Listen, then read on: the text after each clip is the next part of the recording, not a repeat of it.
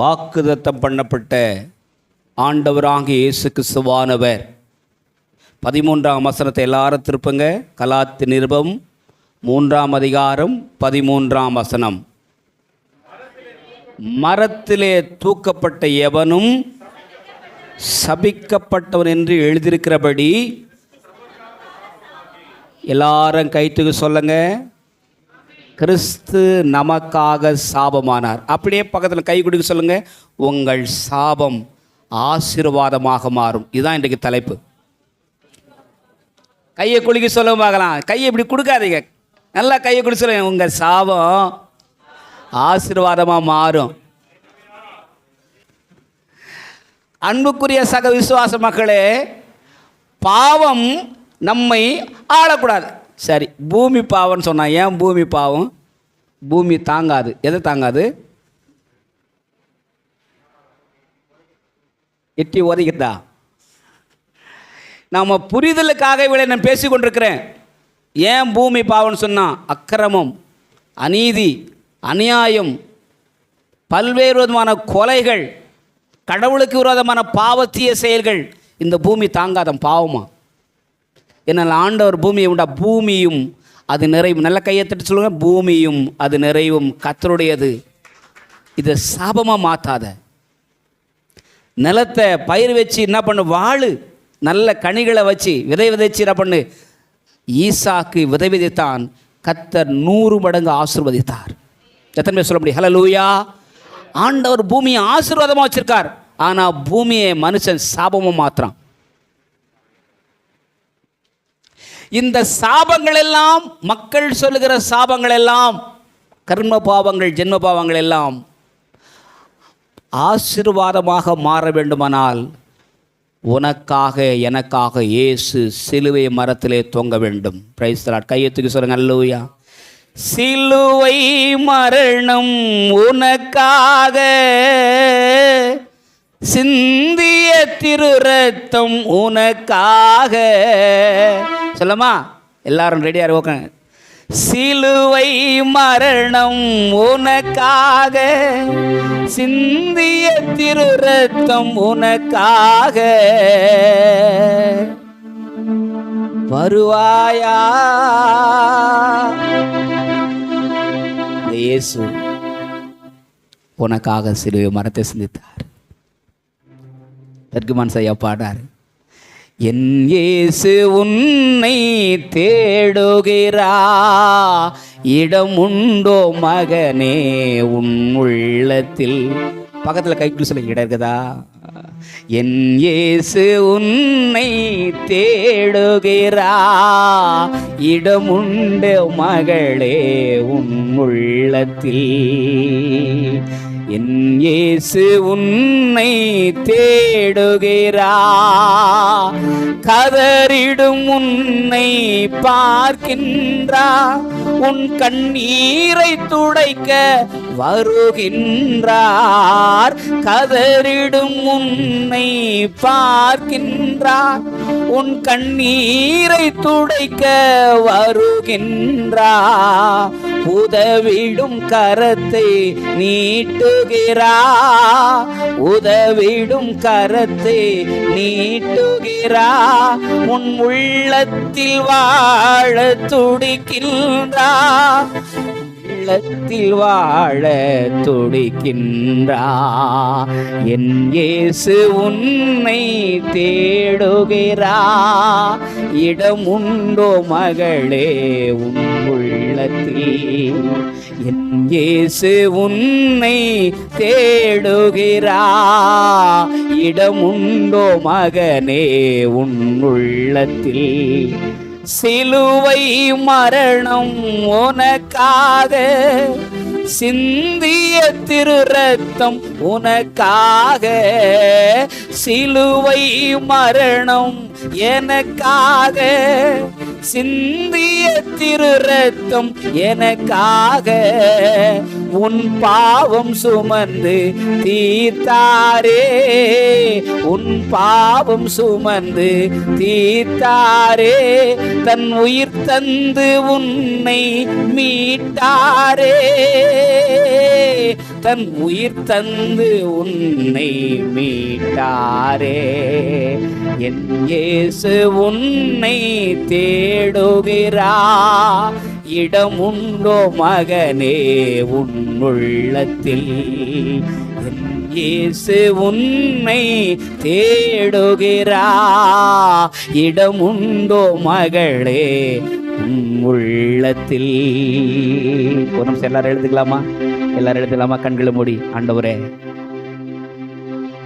தொன்று தொட்டு வருகிற சாபங்கள், மூதாதையரின் சாபங்கள், எங்கள் முன்னோர்களின் சாபங்கள், எங்கள் மீது திரிக்கப்பட்ட சாபங்கள் எல்லாம் மாற ஒரே ஒரு வழி, அவருடைய நாமமே இல்லாமல் நாம் ரட்சிக்கப்படுவதற்கு வேறே ஒரு நாமம் கொடுக்கப்படவில்லை.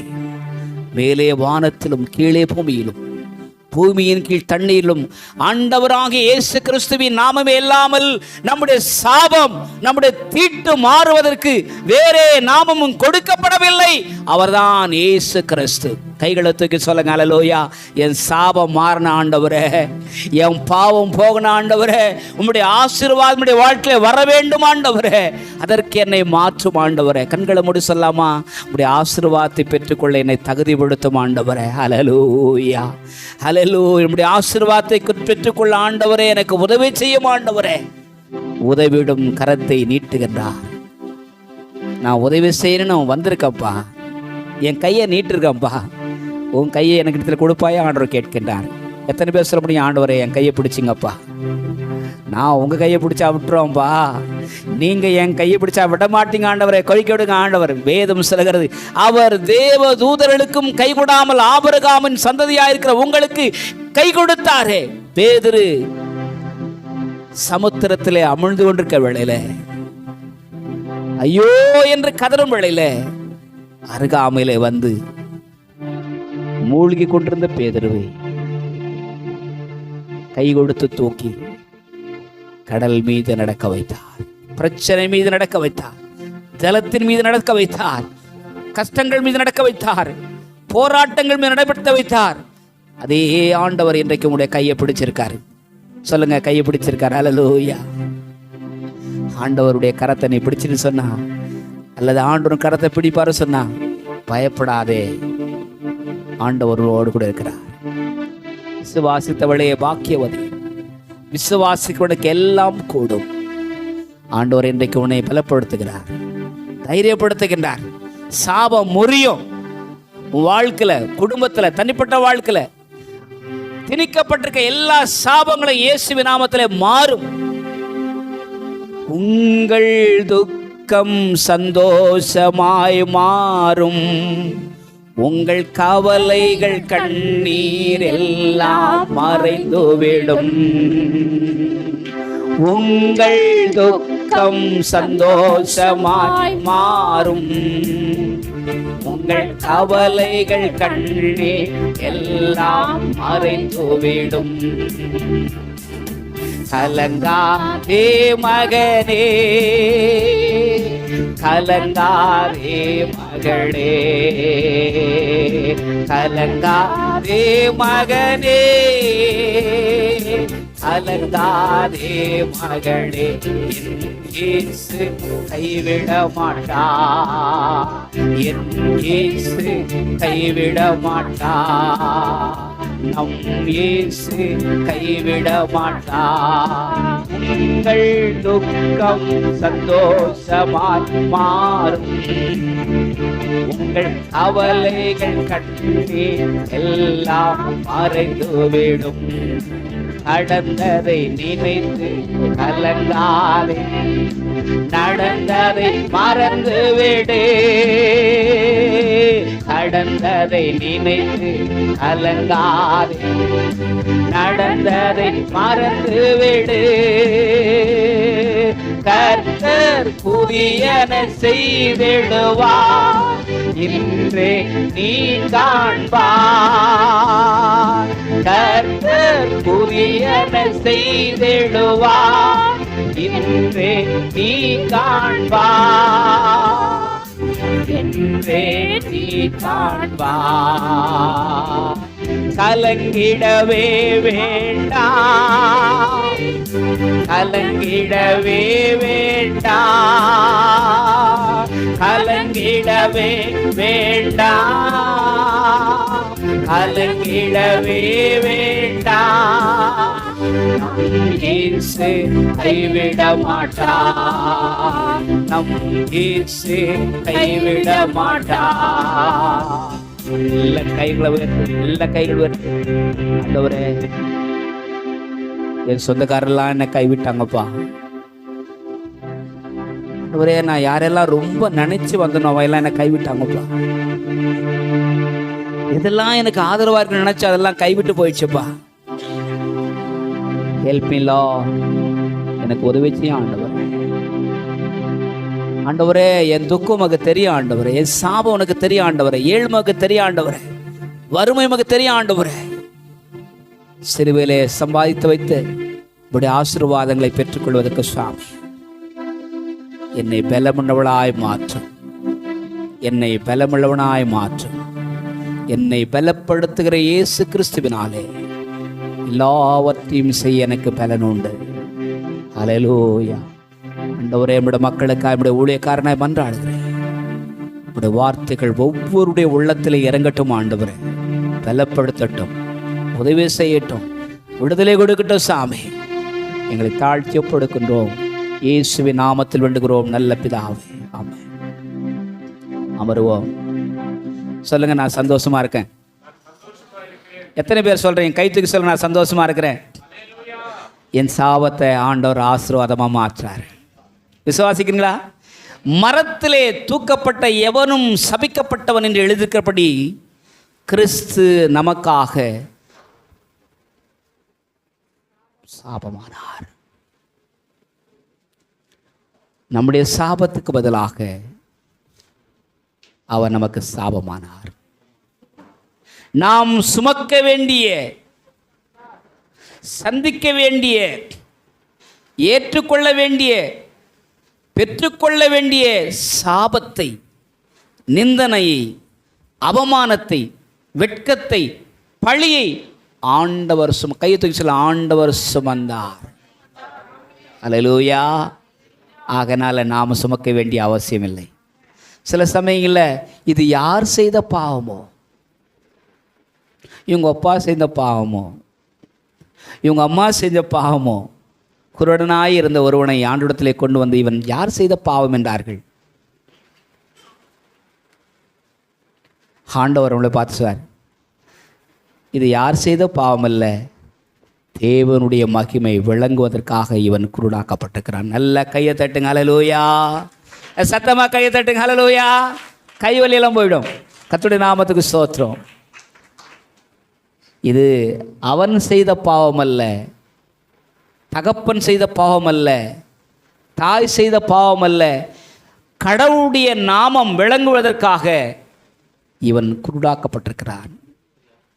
ஆண்டவர் தொட்ட மாத்திரத்தில் அவன்கிட்ட வந்து கேட்குறார், நான் உனக்கு என்ன செய்ய வேண்டும் இருக்கிறார். பக்கத்தில் பார்த்து சொல்லுங்கள், கைகிட்டு சொல்லுங்கள், உனக்கு அவர் என்ன செய்யணும்னு ஆசைப்பட்டிருக்கு சொல்லு. ஆண்டவரே, ஒரு கார் வாங்கி கொடுங்க ஆண்டவரே. ஏசி வந்துச்சு ஆண்டவரே. இப்போ ஆண்டவரே, என்னால் ஓசியில் ஏசி வந்தால் சந்தோஷமாக இருக்க ஆண்டவரே. இந்த வெயில் உஷ்ணத்தை தாங்கிறதுக்கு ஒரு ஏசி வாங்கி கொடு ஆண்டவரே. கொடுப்பாரா, கொடுக்க மாட்டாரா? பின்னாலுக்கு ஒரு தான் நல்லா கை தூக்குறாரு. அல்லேலூயா. எத்தனை பேர் விசுவாசிக்கிறீங்க? கெட்டதையெல்லாம் கொடுப்பார், கேளாதவர்களையும் அவர் தருவார். நம்புறீங்களா? வாசிங்க பார்க்கலாம். அந்த வசனத்தை மறுபடியும் எல்லாரும் சேர்ந்து வாசிக்கலாம். இன்றைக்கி இந்த வசனத்தை மனப்பாடம் பண்ணோம்.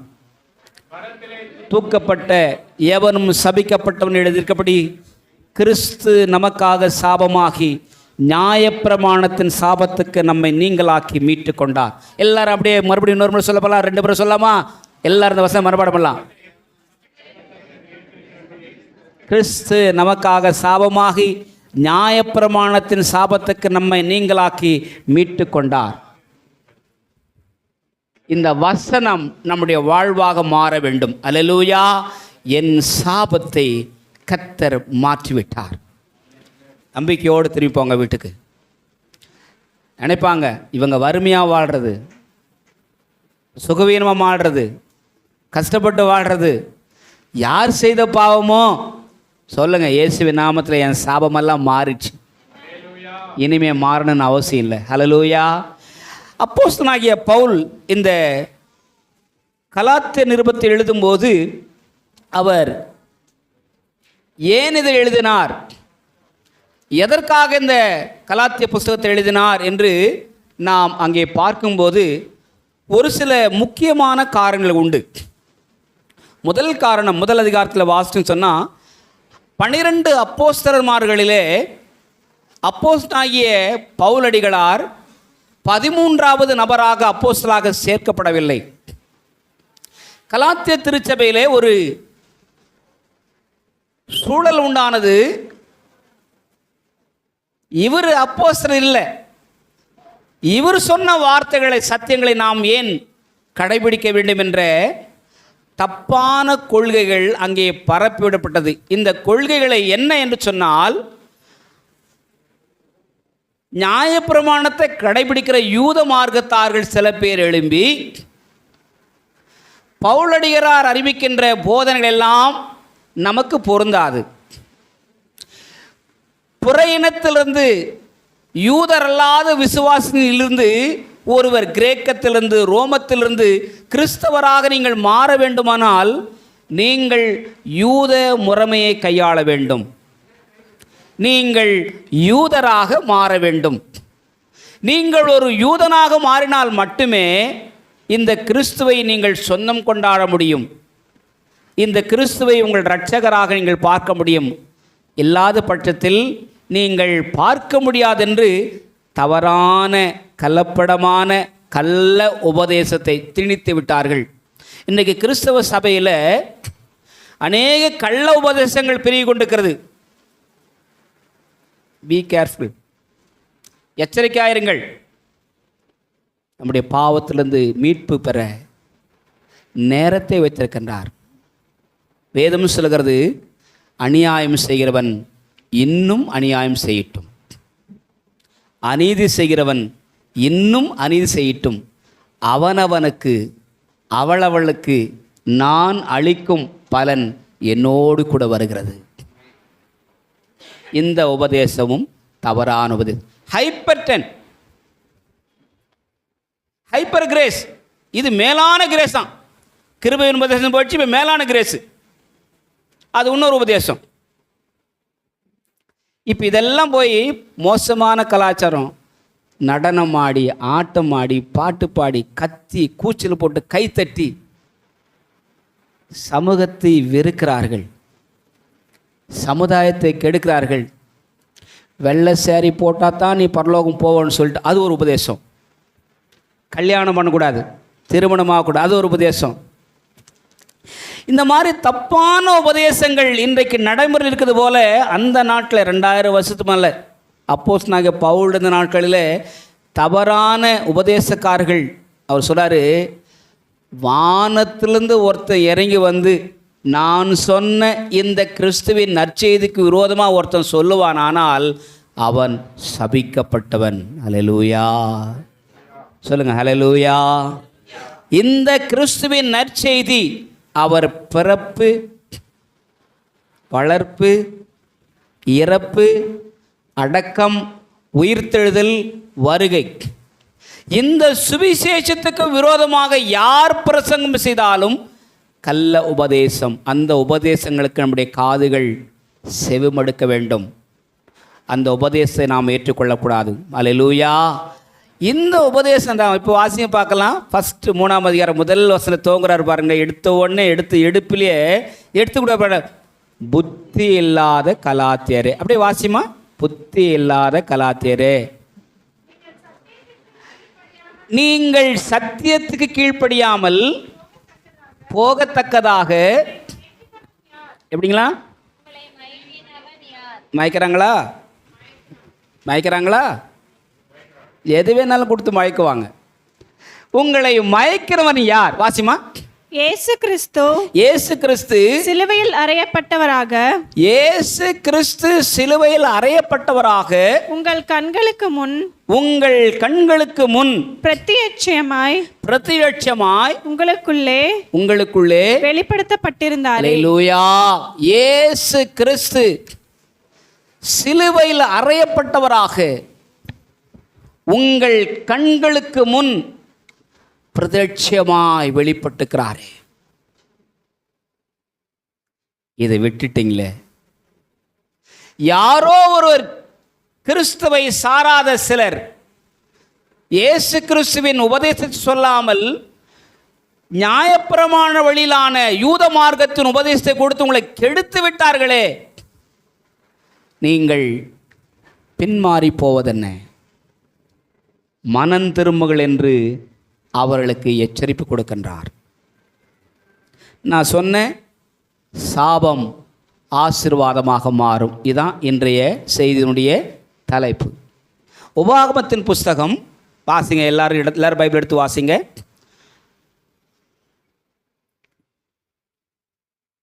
இருபத்தி 8ஆம் அதிகாரம் 23:5 வாசிங்க.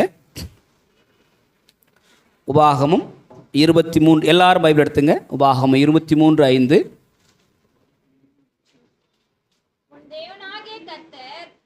உன் தேவனாகிய கர்த்தர் பிலேயாமுக்கு செவி கொடுக்க சித்தமில்லாமல் உன் தேவனாகிய கர்த்தர்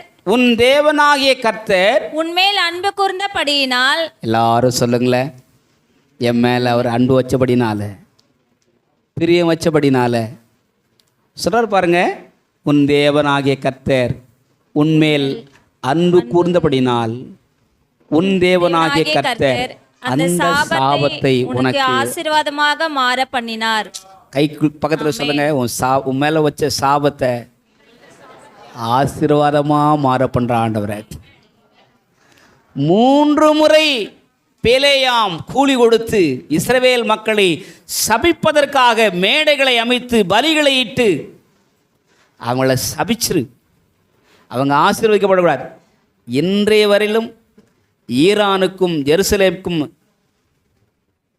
சதாம் ஹுசேன் இருந்த நாட்கள் முதற்கொண்டு இந்த நாள் வரலும் ஈரானுக்கும் ஜெருசலேமுக்கும் நடந்து கொண்டிருக்கிற பிரச்சனை, வார், யுத்தங்கள் ஆகாரின் புத்திரர்களுக்கும் சாராளின் புத்திரர்களுக்கும். ஆகாருடைய மகன் யாரு? இஸ்மவேல். சாராளுடைய மகன் யாரு? ஈசாக்குக்கும் இஸ்மவேலுக்கும் நடந்து கொண்டிருக்க அன்றையிலிருந்து இன்றைய வரை நடக்குது பங்காளி சண்டை. நம்ம ஊரில் நடக்குதா பங்காளி சண்டை? இந்த சண்டை ஒழியுமா? கர்த்தர் வரும் வர ஒழியாதையா. கர்த்தர் சொன்னார், இஸ்ரவேலுக்கு விரோதமாக எல்லா நாடுகளும் மிடில் ஈஸ்ட் கண்ட்ரியும் கூட்டம் கூடுவாங்க, இந்தியா கூட சேர்ந்துக்கும். யார் இந்த இஸ்ரவேலை அழிப்பது? சின்ன குட்டி நாடு தான். ஆனால் சொல்ல, உனக்கு விரோதமாய் உருவாக்கப்படும் எந்த ஆயுதம், உனக்கு விரோதமாய் கூடுகிற கூட்டம் என்னால் அனுமதிக்கப்பட்ட கூட்டம் அல்ல. அவர்கள் ஒரு வழியாய் வருவார்கள். சொல்லுங்க, 7 வழியா ஓடுவார்கள். அல்லேலூயா. இன்றைய வரைய அந்த பிரச்சனை தீர்வே இல்லையா? அன்புக்குரிய சக விசுவாச மக்களே, சாபங்கள் ஓயவில்லை, அநீதிகள் ஓயவில்லை, அக்கிரமங்கள் ஓயவில்லை. ஆனால் ஆண்டவருடைய வார்த்தை சொல்கிறது, நம்முடைய சாபத்துக்காக இயேசு சிலுவை மரணத்தை சந்தித்தார். நம்முடைய சாபத்துக்காக சிலுவை மரத்தை ஆண்டவர் ருசி பார்த்தார். நம்முடைய சாபத்திலிருந்து நம்மை விடுவிக்கும்படியாக இயேசு கிறிஸ்துவானவர் நமக்காக, சாபம் அறியாத அவர் நமக்காக சாபமானார். அல்லேலூயா, அல்லேலூயா. இதைத்தான் பவுலடிகளார் கலாத்திய திருச்சபை மக்களுக்கு எழுதுகின்றார். இந்த சுவிசேஷத்தை அறிவித்து தவிர்த்து வேறே சுவிசேஷத்தை ஒருவன் உங்களுக்கு அறிவிப்பானானால் அவன் சபிக்கப்பட்டவனாயிருப்பான். பைபிளில் ஏகப்பட்ட சாபம் விடப்பட்டவங்க இருக்கிறாங்க, சபிக்கப்பட்டிருக்காங்க. முதல் சாபம் எங்கே உண்டாச்சு? ஏதேன் தோட்டத்து. ஃபஸ்ட்டு அங்கே தான் உண்டாச்சு. ஃபஸ்ட்டு யாரை கூப்பிட்றாரு? ஆதாமை கூப்பிட்றாரு. கூப்பிட்டு வெங்கடேஷா முன்னால் வாப்பா சொல்லுப்பா அப்படின்ட்டார். சொல்லிட்டாரு, நீ எனக்கு விரோதமாய் தவறு செய்தபடினாலே நான் சொன்ன கட்டளையை மீறி உன் மனைவி மேலே அன்பு வச்சு, உன் மனைவி மேலே பாசம் வச்சு, அவங்க மேலே அளவில்லாத லவ் வச்சு ஏன் கட்டளை மீறிட்டில்ல, பெட்டா நான் சொல்கிறேன் கேளு. நெத்திலேருந்து வேர்வை சிந்தி உன் நிலத்தை பயிரிட்டு கஷ்டப்படுவாய். ஒன்று விட்டாரா சாபம், இப்போ ரெண்டாவது சாபம். அடுத்து ஏவாளை கூப்பிட்டார், வாமா ரொம்ப மகராசினி, நல்ல வேலை நல்ல உத்தியோகம் பண்ணிக்கிறமா. இன்றைக்கி நிறைய வீடுகளில் இப்படி தான் பிரச்சனை நடக்குது. சும்மா இருக்கிற சங்க எத்தனை பேர் ஊதுறீங்கன்னு தெரில. ஆண்டவர் ஏவாளை அழைத்தார். ஏவாளுக்கு என்ன சாபம்ட்டார், மகளே நீ செய்த தவற்றுக்கு பதிலாக வாழ்நாள் முழுவதும் நீ கர்ப்பமாக இருந்து பிள்ளை பேறு பெருக்கும்போது உன்னுடைய வேதனை பெரிதாக இருக்கும். உலகத்திலே பெரிய வேதனை எதிரானா பிள்ளை பெரும்பாலத்தான் பெரும் வேதனையா. இன்னைய வரலும் அந்த சாபத்தின் விடுதலை யாருன்னா வந்திருக்குதா? இப்போ இன்ஜெக்ஷன் போட்டு என்ன பண்ணுறாங்க, அது எவ்வளோ நேரம், கொஞ்ச நேரம் அந்த சாபத்திலிருந்து முக்தி பெற முடியாமல் தவிக்கிறார்கள். மூன்றாம் நபர் அவர் யார்? சைத்தான். நம்முடைய குடும்பத்தை கெடுக்க வருகிற சாத்தான். நீ நிறைய குடும்பங்கள் சந்தோஷமாக இருக்குது, அநேகருக்கு பிடிக்காது. சர்வமாகிய பிசாசை கூப்பிடுறார், நில்ற ஆஜராவ. ஆண்டவர் பட்டியலிடுறார். ஆதாமையும் ஏவாளையும் ரெண்டு பேரையும் நீர் தவறு செய்வதற்கு தூண்டியபடினால தப்பு செய்ய தூண்டுறதுக்கும் தண்டனைப்பா. தப்பு செஞ்சால் மட்டும் இல்லையா, பாருங்க இவங்க செய்த பெரிய பிரச்சனை என்ன, ஆதாம் ஏவாளை காட்டி கொடுத்தான், ஏவாள் பாம்பை காட்டி கொடுத்தாள். ஆக மொத்தமாக 3 பேரும் ஒன்றா கூட்டு களவாணிகளாக ஒன்றாக சேர்ந்து கடவுளுடைய சாபத்துக்கு உள்ளாக்கப்பட்டார்கள். இந்த சாபத்திலிருந்து விடுதலை பெற முடியவே முடியாது. வாசிங்க 3ஆம் அதிகாரம் 15ஆம் வசனம். ஆண்டவர் அங்கே தான் ஒரு பெரிய ஆசீர்வாதமான வார்த்தையை வாக்குத்தத்தை கட்டடுகிறார். ஆண்டவர் சொல்றார் பாருங்க, உன் வித்துக்கும் உனக்கும் ஸ்திரீக்கும், உன் வித்துக்கும் அவள் வித்துக்கும் பகை உண்டாக்குவேன். அவர் யாரு? ஆண்டவர் இயேசு. அவர் உன் தலையை நசுக்குவார். இப்போ கலாத்திய நிருபம் 4ஆம் அதிகாரம் 4ஆம் வசனம் வாசிங்க. காலம் நிறைவேறின போது, வாசிங்கம்மா.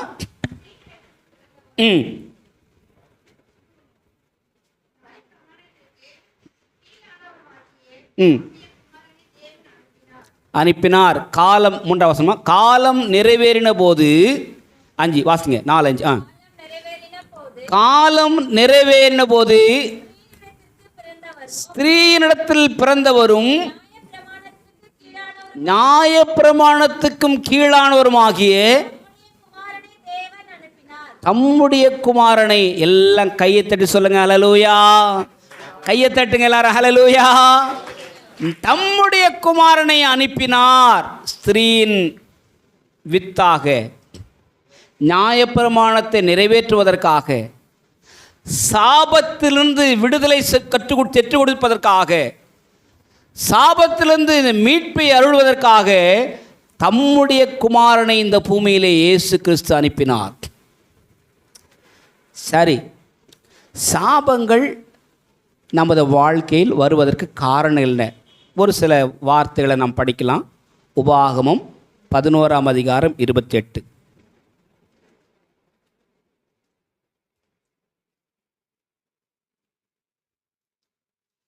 நிறைய சமயத்தில் சாபம் சாபம் அப்படின்னு நம்ம சொல்கிறோம் இல்லையா. சில சாபங்கள் நம்முடைய வாழ்க்கையில் வருவதற்கு காரணங்களை நம்ம புரிந்து கொள்ள வேண்டியது அவசியமாக இருக்கு. வாசிமா. ஆகையால் கர்த்தர் உங்கள் முற்பிதாக்களுக்கு கொடுப்பேன் என்ற அவர்களுக்கு ஆணையிட்ட தேசத்தில் உங்கள் நாட்களும் உங்கள் பிள்ளைகளின் நாட்களும் பூமியின் மேல் வானம் இருக்கும் நாட்களைப் போல இருக்கும்படிக்கு.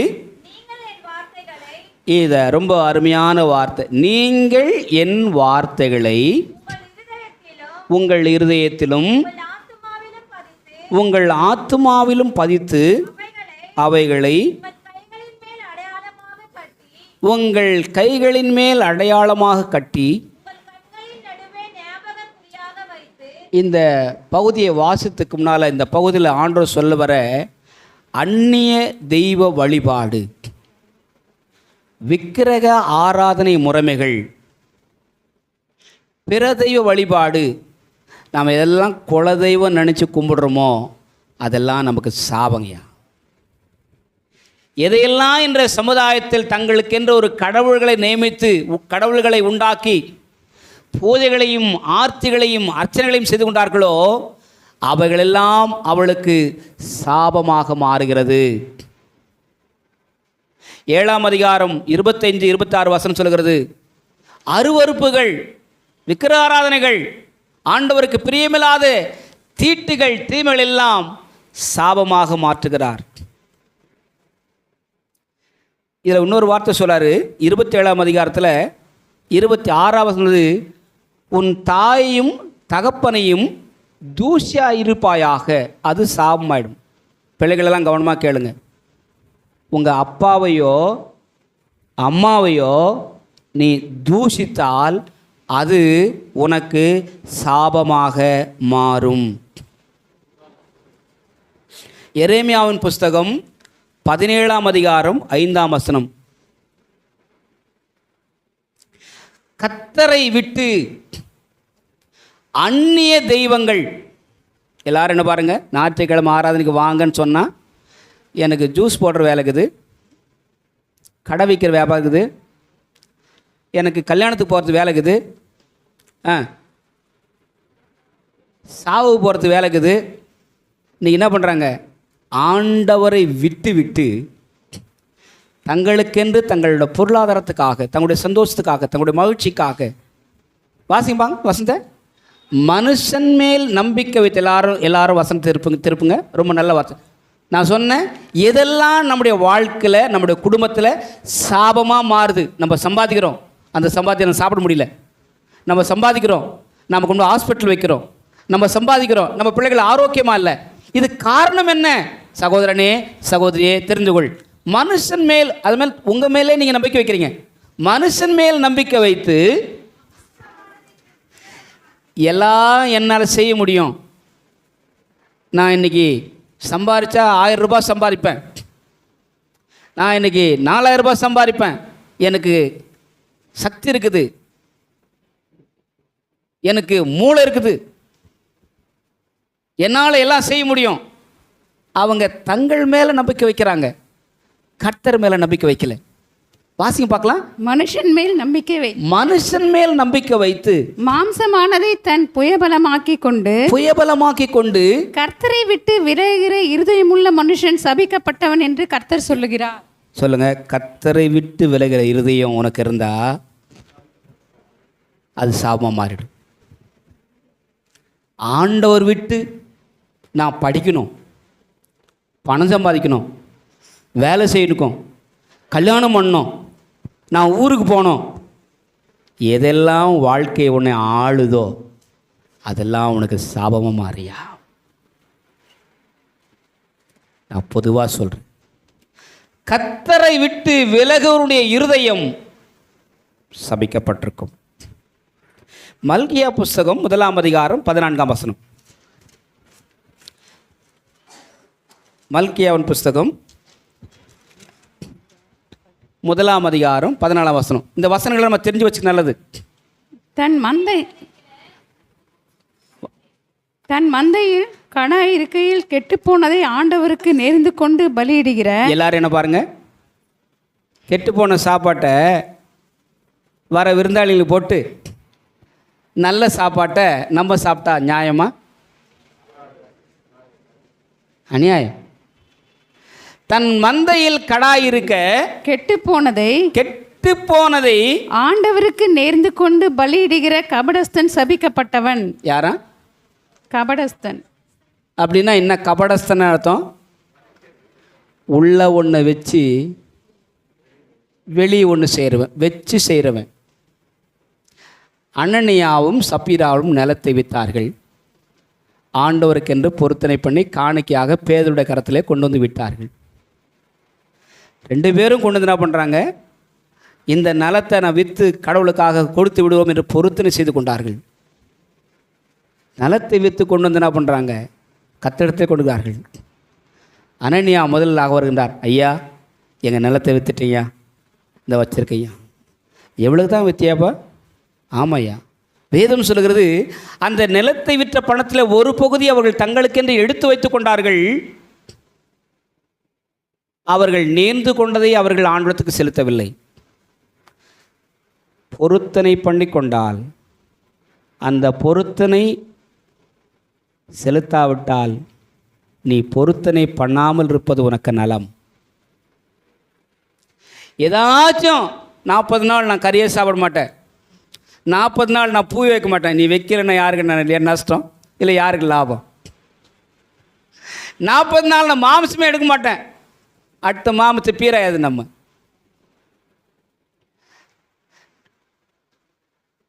இந்த 40 நாள் கறி சாப்பிடாத இருக்கிறதுனால, பூ வைக்காத இருக்கிறதுனால, இந்த 40 நாள் நீ எவ்வளோ பெரிய புனிதவதியாக மாறி போகிறது கிடையாதுங்க. நம்ம எல்லாரும் பெரிய பக்தர்களாக மாற போகிறதும் கிடையாதுங்க. நம்முடைய மனசு கடவுளுக்கு நேராக சரியாக வேண்டும். அல்லேலூயா. பாரம்பரியம் உன்னை ரட்சிக்காது. நாம் செய்கிற வழிமுறைகள் நம்மை ரட்சிக்காது. ஆண்டவர் சொல்றாரு, பொருத்தனை செஞ்சுட்டு நான் அந்த பொருத்தனை ஒழுங்காக நிறைவேற்றுப்பா. வாசிமா. என் நாமம் ஜாதிகளுக்குள்ளே பயங்கரமாய் இருக்கும். நான் ஜாதிகளுக்குள்ளே பயங்கரமா இருக்கும். நீ மகத்துவமான ராஜா, நான் மகத்துவமான ராஜா என்று சேனைகளின் கர்த்தர் சொல்கின்றார். நீ கர்த்தருக்கென்று ஏதாகிலும் ஒன்றை நேர்ந்து கொண்டால், நேர்ந்து கொண்டதை கர்த்தருக்கு செலுத்துவாயாக. சாபத்திலிருந்து நீ வெளியே வரலாம். கையத்துக்கு சொல்லுங்க அல்லேலூயா. நான் ஆண்டவருக்கென்று ஏதாகிலும் செய்ய வேண்டும் என்று சொல்வது பூமியில் நினைத்து கொண்டால், நான் அந்த காரியத்தை நிறைவேற்ற கர்த்தர் எனக்கு சக்தி தர வேண்டும். அல்லேலூயா. ஆண்டவர் எனக்கு பலம் தர வேண்டும். கலாத்திய நிருபம் 1ஆம் அதிகாரம் 8ஆம் வசனம் அப்போஸ்தலனாகிய பவுல் கலாத்திய திருச்சபைகளுக்கு அவர் கொண்டு வந்து நிறுத்துகிறார். இந்த வாசிமா கலாத்தியர், நாங்கள் உங்களுக்கு பிரசங்கித்த இந்த சுவிசேஷத்தை இல்லாமல் நாங்களாவது வானத்தில் இருந்து வருகிற ஒரு தூதனாவது வேறொரு சுவிசேஷத்தை உங்களுக்கு பிரசங்கித்தால் அவன் சபிக்கப்பட்டவனாயிருக்க கடவன். கடவுளுடைய நற்செய்திக்கு விரோதமா வேற எதை நாம் செய்தாலும், எதை நாம் ஏற்றுக்கொண்டாலும் நமது வாழ்க்கையில் சாபம் வரும் என்பதை அப்போஸ்தலனாகிய பவுல் அடிகளார் தன்னுடைய கலாத்திய திருச்சபைகளுக்கு எழுதுகின்றார். அவர்கள் சொன்ன கூற்று என்ன, சத்தியம் என்ன? நீங்கள் ரட்சிக்கப்பட்டது, அபிஷேகம் பெற்றது, ஞானஸ்தானம் எடுத்தது உங்கள் கிரியையினாலே அல்ல, நியாயப்பிரமாணத்தினாலே, விதிகளினாலே அல்ல, சட்டங்களினாலே அல்ல, கிருபையினாலே இவள் எல்லாவற்றையும் பெற்றுக்கொண்டீர்கள். பின்னோக்கி போராதிருங்கள். எபேசியர் புஸ்தகத்தில் எழுதுகின்றார் 2ஆம் அதிகாரம் 7ஆம் வசனம், கிருபையினாலே விசுவாசத்தை கொண்டு ரட்சிக்கப்பட்டீர்கள், இது உங்களால் உண்டானதல்ல. எல்லாம் கையை தூக்கி சொல்லுங்க, தேவனுடைய ஈவு. ஹல்லேலூயா. இந்த தேவனுடைய ஈவாகிய ரட்சிப்பை பெற்றுக்கொண்ட நீங்கள் மறுபடியும் ஏன் பின்னிட்டு போகிறீர்கள், திரும்பி போகிறீர்கள்? புத்தி இல்லாத கலாத்தியரே, நான் அன்போடு வரட்டுமா இல்லை பெரம்போடு வரட்டுமா? என்ன அருமையான வார்த்தை. ஏன் யார் பெரம்பை கையாள முடியும்? அப்பா தான் பிள்ளைகளுக்கு பெரம்பை கையாள முடியும். நியாயப்பிரமாணம் உபாத்தியாயராக, ஆசிரியராக கிறிஸ்துவனிடத்திலே வழி நடத்தக்கூடியது. நியாயப்பிரமாணம் நல்லது, சட்டத்திட்டங்கள் நல்லது, அப்படி இல்லைன்னா கட்டுக்கடங்காம மக்கள் வாழ்வான். நியாயப்பிரமாணம் நமக்கு ஆலோசனை கொடுக்கிறது, அநீதியிலிருந்து நமக்கு விளக்கம் அளிக்கிறது. நியாயப்பிரமாணம் நமக்கு நல்லது எது கெட்டது என்பது நமக்கு புரிய வைக்கின்றது, புத்திமதிகளை கொடுக்கிறது. ஆனால் அது எங்கே உங்களை வழி நடத்துகிறது? அது ஒரு வாத்தியாயராக, ஆசிரியராக, ஆசானாக கிறிஸ்துவின் இடத்துக்கு உங்களை வழி நடத்துகிறது. கையை தட்க சோத்திரம் பண்ணுங்க. ஹல்லேலூயா.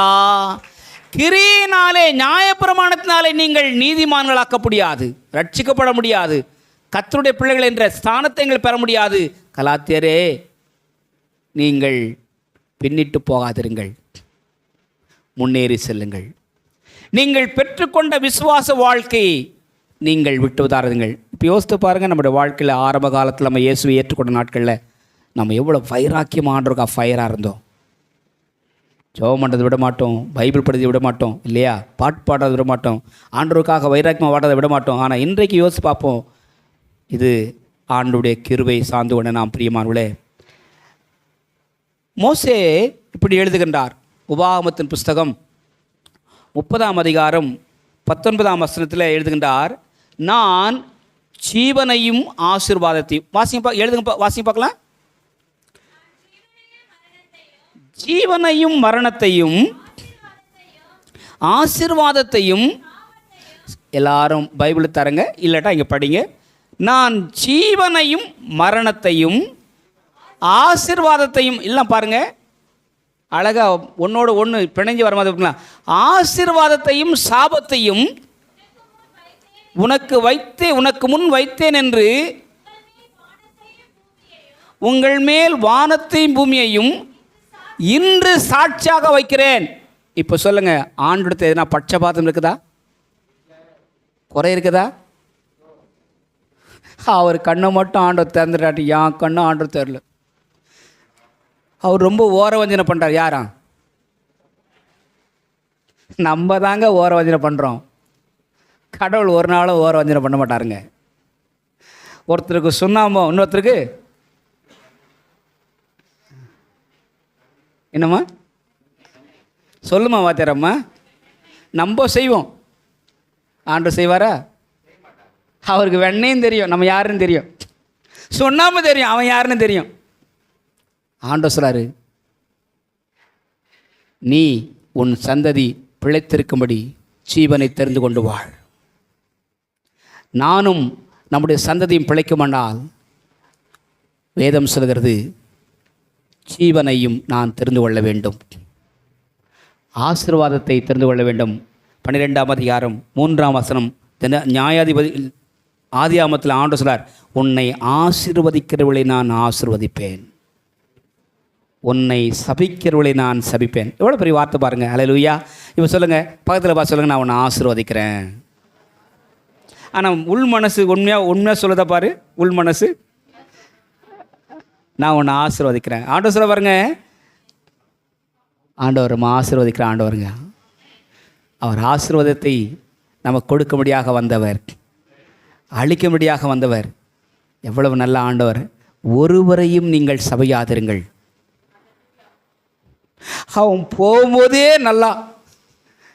சில வேளையில் நம்ம வீட்டில் யாரெல்லாம் ஜெபம் பண்ணி அனுபவம் பாருங்க, நீ திரும்பி சரியாக வரமாட்ட, ஆடா பாவீங்களா, இப்படியா சொல்லி அனுப்புவீங்க. இல்லை விட ஒருவரையும் நீங்கள் சபையாதிருங்கள். அப்போ மனைவி சாப்பிடலாமா? காலையில் எழுந்து விடுற சாபம் பழிக்காதான். முடுமுடுக்காரன் காலையில் தான் சாப்பிட்டுன்னு வரான். ஆனால் அவன் விடுற சாபத்தை என்ன பண்ணுறான், இவன் கேட்டு என்ன பண்ணுறான், பயந்துடுறான். ஒரு 3 மணி நேரம் கழிச்சு திரும்பி வரான். 5000 ரூபா கொடுக்குறேன், பரிகாரம் பண்ணுறேன், 2000 ரூபா கொடுக்குற பரிகாரம் பண்ணுறேன், உன் சாபத்தை மாற்றுறேன். ஆடப்பா, அவனே சபிக்கப்பட்டவன் நடு ரோட்டில் திரிகிறான். அவன் நம்ம சாபத்தை மாற்றுவானா? சொல்லுங்கள், மாற்றுவானா? உன் வீட்டில் இருக்கிற நெய்யும் கத்திரிக்காயும் வெங்காயத்தையும் என்ன பண்ணுவான், கூடுமானா கட்டி கொடுங்கண்ணா, எங்கள் வீட்டில் போய் என் பொண்டாட்டி பிள்ளைகளோட சாப்பிடணும், உட்காந்து சந்தோஷமாக சாப்பிட்றணுமா? எந்த புடுபுடுக்காரனும் சாபத்தை மாற்ற முடியாது, இந்த மாயவத்தைக்காரில் மாற்ற முடியாதுயா. அல்லேலூயா. எந்த பரிகாரமும் நம்முடைய சாபத்தை மாற்ற முடியாது. இயேசு கிறிஸ்துவின் ஒரே சக்தி மட்டுமே நம்முடைய சாபங்களை மாற்ற சக்தி படைத்ததாக இருக்கின்றது. அல்லேலூயா. நம்முடைய சாபங்கள் மாற வேண்டுமானால் அது இயேசுவின் சிலுவையில் மட்டுமே உண்டு. நம்முடைய சாபங்கள் உடைய வேண்டுமானால் கல்வாரியில் சிந்தின இயேசு கிறிஸ்துவின் இரத்தத்தால் மட்டுமே உள்ளது. அல்லேலூயா. அதனால தான் சீசர்களுக்கு ஆண்டவர் சொன்னார், நீங்கள் ஒருத்தரும் சபிக்காதீங்க, எல்லாரையும் ஆசீர்வதிங்க. எல்லாரும் எழுந்துக்கலாமா? நம்ம வீட்டில் ஆசீர்வாதமான வார்த்தைகளை பேசுவோம். நெகட்டிவ் வார்த்தையை நம்ம பேச வேண்டாம்.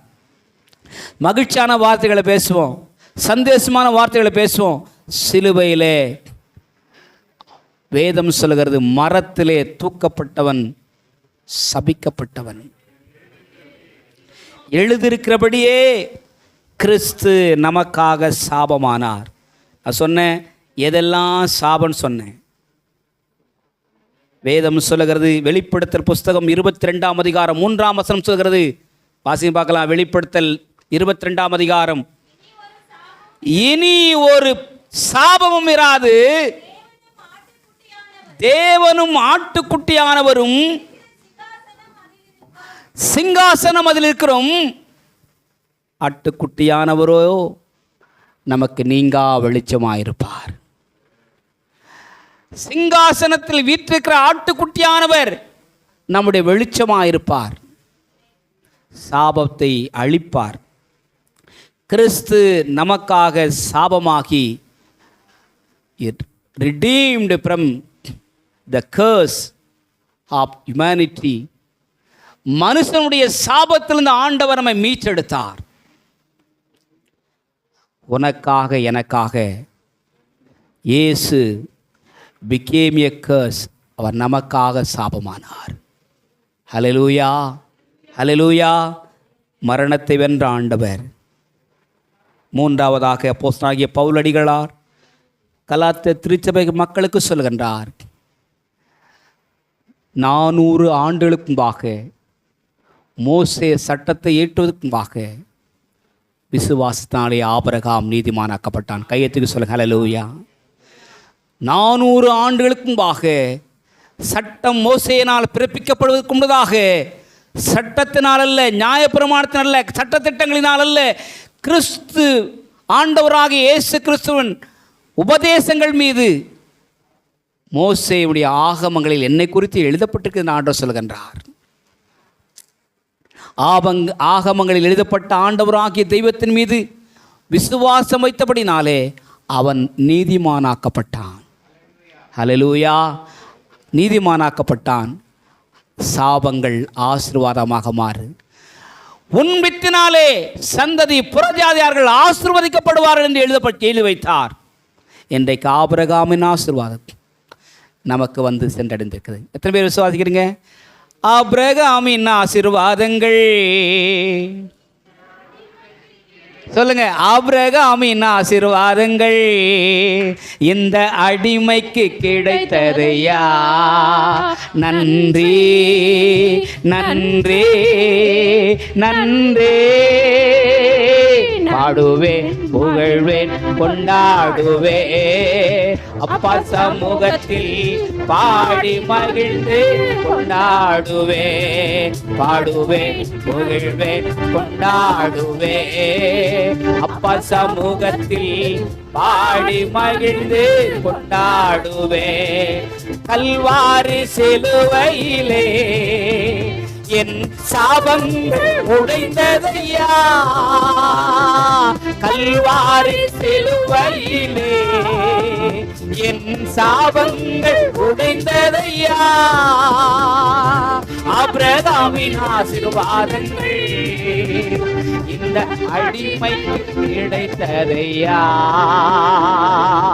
ஆபிரகாமின் ஆசீர்வாதங்கள் இந்த அடிமைக்கு கிடைத்ததையா.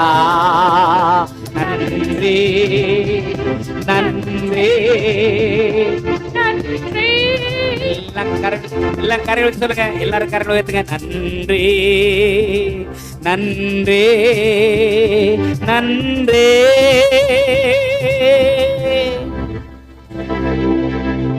நமக்காக சாபமானார். நமக்கு பதிலாக சாபமானார்.